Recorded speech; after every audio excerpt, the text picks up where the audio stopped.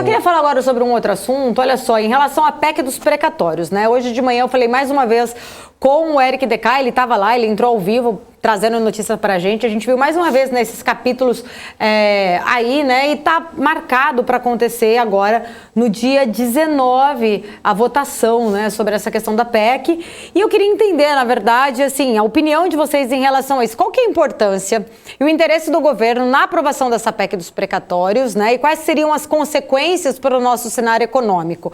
O investidor pode ficar mais aliviado com o andamento dessa pauta? Segundo o Eric, deve demorar aí até umas 3 semanas, mas tudo indica, né, pelo texto. Ele ainda acredita que o texto pode, sim, na hora que chegar a plenário, sofrer algumas alterações, mas dentro desse texto apresentado pelo deputado Hugo Mota, os precatórios, né, fatia será paga, uma fatia não vai ser paga, esse valor dos 52 milhões ali vão ficar para pagar, na verdade, esse auxílio emergencial, e aí quem for receber vai receber lá em 2023 ou lá para frente.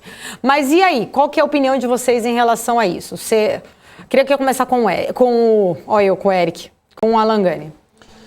Então, Paula, é uma pauta fundamental. Eu acho que das pautas de, entre aspas, aí, reforma, porque ela não é uma reforma, mas das medidas que estão no Congresso Nacional, eu acho que é a mais importante e que precisa de uma resolução. Bem ou mal, mas precisa resolver essa situação. Né? As outras não, né? Quer dizer, se tiver reforma administrativa, ótimo. Se não tiver, né, continua do jeito que... Você acha que a gente vai ter tempo para ter? Acho que não, acho que não passa mais nada. Inclusive, acho que não passa reforma tributária. Nem a tributária, nada. Eu também tenho essa opinião. Ainda bem que não vai passar. Mas que eu achei muito ruim.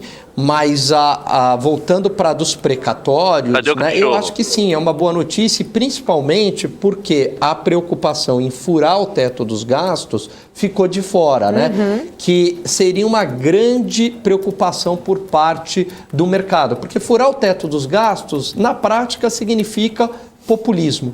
Né? Então significa que eu estou furando o teto dos gastos para ter mais dinheiro, e aí mais dinheiro para Bolsa Família, por exemplo, auxílio emergencial, que seja. Mas a gente se endivida, né? Mas, agora, o ponto não furou o teto dos gastos, né? Vai ser uma negociação dura, mas eu vejo como uma notícia positiva, assim. E talvez essa notícia ajude a dar um fôlego aí na Bolsa no curto prazo. Parece que hoje aconteceu isso, na verdade, Sim. né? A gente até viu um pouco do movimento aí do Ibovespa um pouco melhor.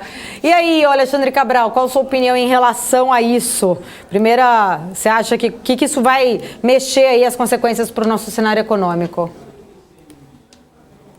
Vai depender de como ele for aprovado, né? Se no final das contas for aprovado algo que não burle teto dos gastos, eu acho essa notícia boa.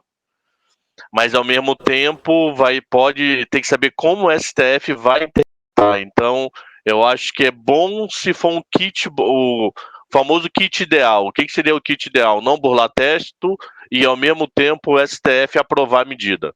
Porque se judicializar essa droga, isso pode arrastar por anos e anos e ficar aquela incerteza eterna. Hoje o STF vai julgar.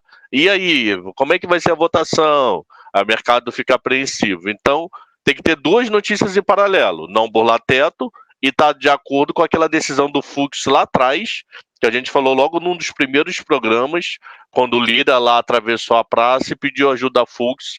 Ele falou, por a gente é esse modelo da judicialização. Então não adianta passar qualquer coisa e virar uma briga na justiça eterna, e é a mesma coisa que não ter passado, entendeu?